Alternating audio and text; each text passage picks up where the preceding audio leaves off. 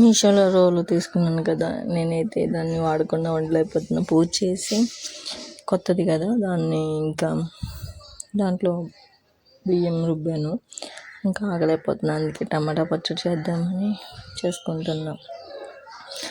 పూర్వం అందరూ అమ్మలు అందరూ నానమ్మలు అందరూ ఇలాగే చేసుకునేవాళ్ళు కదా. ఇప్పుడంటే మిక్సీలు గ్రైండర్లు వచ్చేసినాయి, అందుకే టేస్ట్ లేకుండా ఏం లేకుండా ఉంటున్నాయి.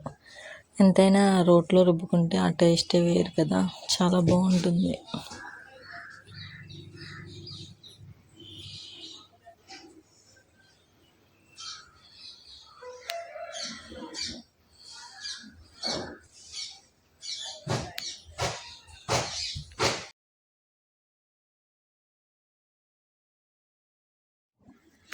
ఆల్మోస్ట్ మన టమాటా పచ్చడి రెడీ అయిపోయింది.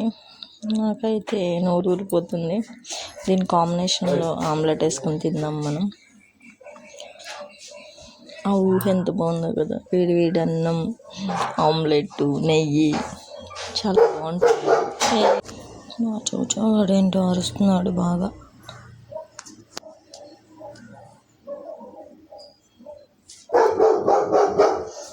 చౌచౌ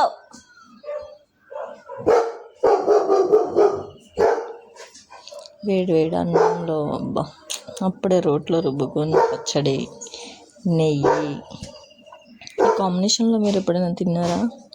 తినకపోతే ఒకసారి ట్రై చేయండి, సూపర్గా ఉంటుంది. నేనైతే ఆగని, ఇంకా తినేస్తా.